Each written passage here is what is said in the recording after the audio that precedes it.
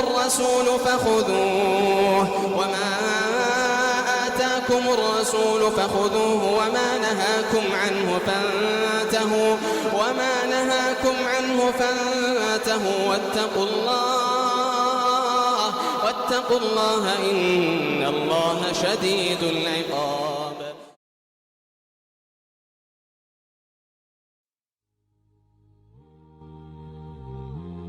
What I said is, when you see that which you like, you should take preemptive measure to seek Allah's help and protection from the evil eye. This is preemptive, before it happens. Now, if you want to seek Allah's aid and protection from evil eye, and note, this is a precautionary, one of the precautionary measures before anything happens. In addition to dhikr and qira'ah, one of the things is, if one presumes they themselves have an evil eye, or others, the Prophet ﷺ gave us some guidance on that. This is to prevent an evil eye. When you see, for example, a beautiful kid, when you see a smart kid, when you see a nice house, when you see a nice car, when there's a significant achievement, you don't want an evil eye to affect no one. So what should be on the tongue of Muslims is what the Prophet ﷺ told us. And it's not mashallah. It's not mashallah. I repeat what I repeated before. It's not mashallah. And it's not la ilaha illallah. And it's not Allahumma salli ala Muhammad. And it's not mashallah la quwwata illa billah. And it's not tabarakallah. It's none of those. Those are praise words. They're beautiful. They're maybe dhikr. They're good. They're nice. They're to be used. But everything gotta be used in its proper time, in its proper place.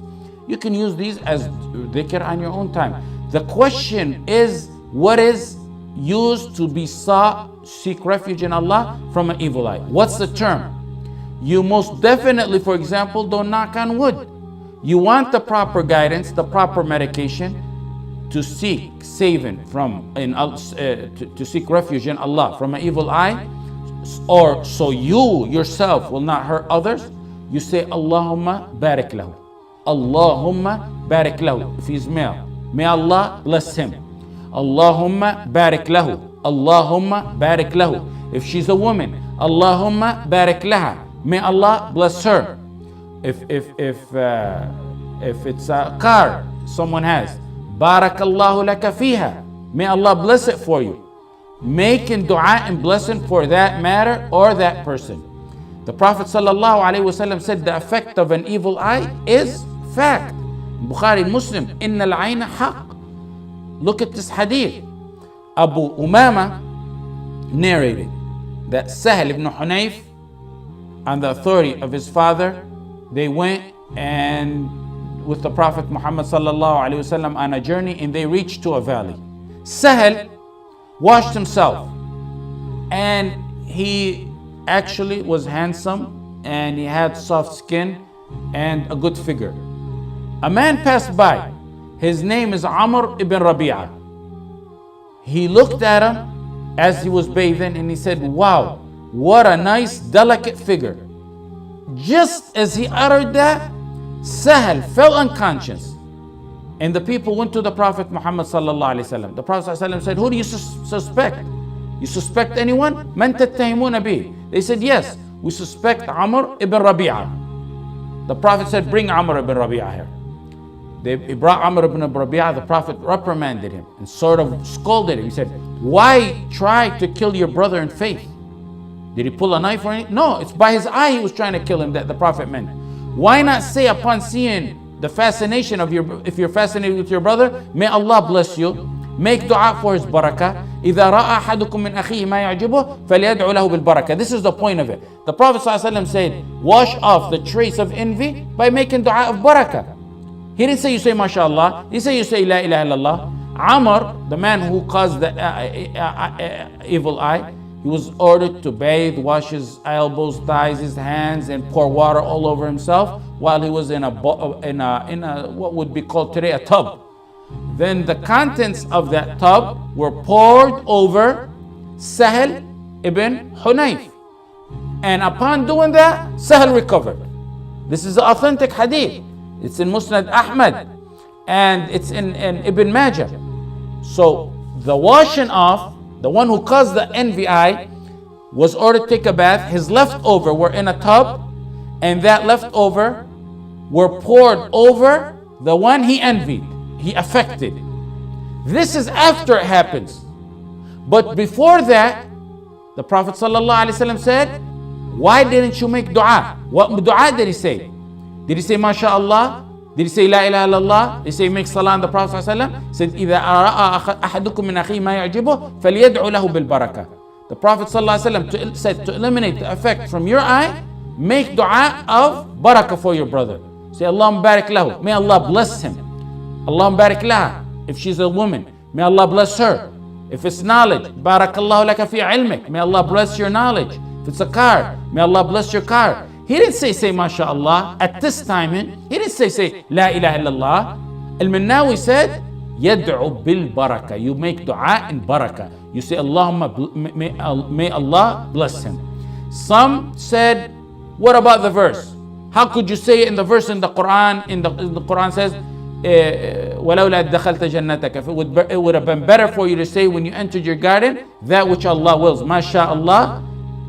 There is no power but with Allah. وَلَوْلَا دَخَلْتَ جَنَّتَكَ قُلْتَ مَا شَاءَ اللَّهُ لَا قُوَّةَ إِلَّا بِاللَّهِ. The verse says, say MashaAllah. This verse has nothing to do with the protection from the evil eye, from the hasad. It's telling one to admit that which he got is from Allah, and not to let his ego and pride get to him, and admit it's from Allah. MashaAllah la quwwata illa billah. So MashaAllah means whatever Allah wills, and you say it, and it's good to say it when you see good things, and when you see the creations, and when you see things you like, you say MashaAllah.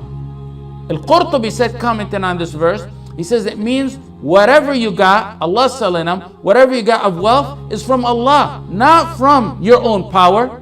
So you can't use that dua MashaAllah, which is nice, which is beautiful. You can't use it though for protection from an evil eye. You would be given knowledge that the Prophet ﷺ never gave. You'd be given medicine to something that is for a totally different disease or sickness. In a nutshell, if you see something you like, you make dua of barakah in it. Allahumma barik lahu, Allahumma barik laha. If someone sees a child and they have, for example, you have a child and they said, wow, he's so beautiful. Wow, he's speaking at that young age. Don't be ashamed to tell him, and the other person shouldn't take offense at it. Tell him, say Allahumma barik lahu. Make dua of barakah for the child.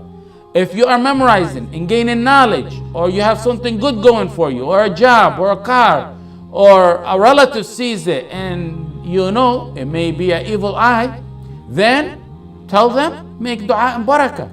Allahumma, revive a sunnah that's dead. The Prophet ﷺ advised newlyweds. When you see newlyweds, when you go visit them, in Tirmidhi, Nisa'i, Ibn Majah, the Prophet ﷺ said to say to them, Barakallahu lakuma wa alaykuma wa jama'a baynakum ala khair. May Allah bless for you. May Allah, Barakallahu lakuma, may Allah bless you both. Wa alaykuma, and bless and be upon you. Wa jama'a, and unite you together in goodness. This is precautionary for even eye. If you assume someone already has an evil eye, and there's proper signs of that, then there's Quran, there's proper dhikr. If you suspect someone in particular, you can ask that person to take a shower. The leftover of a shower, you put it on someone who you assume he affected. Those are the cure after he is. Just like flu. When you don't have flu, you go get a shot for vaccination. But you don't get the shot for vaccination after you're infected with flu. So before one is affected with an evil eye, to eliminate it, one of the ways is, which I mentioned, which you're talking about, your question, is you say Allahumma barik lahu. Allahumma barik. It's not MashaAllah. It's not MashaAllah, I say it. Even though I know you're saying to me, scholars are saying it's wrong. MashaAllah is not to be said to eliminate evil eye.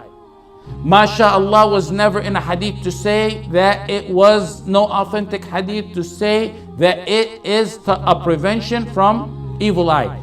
MashaAllah, say you see the sky, it's beautiful. You enter your own house, you're not afraid of an evil eye, say MashaAllah. However, if you're afraid of an evil eye, and you want to prevent it, فَلْيَدْعُ لَهُ بِالْبَرَكَةِ. Let him ask Allah for barakah in that person or in any matter that he has which you think are good. That's how it is. Also, you can recite Quran as prevention.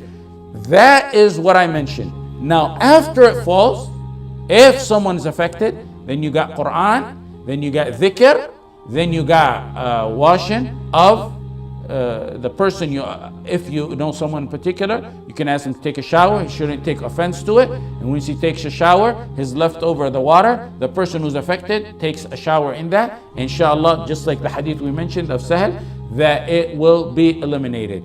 The point of it, what I mentioned, is when you see what you like, it's Allahumma barik. It's not MashaAllah. It's not La ilaha illallah. It's not Allahumma salli ala Muhammad. It's not Tabarakallah. These are good phrases, beautiful phrases. But for the protection of evil eye, you ask Allah for barakah in that matter or in that person. You got it?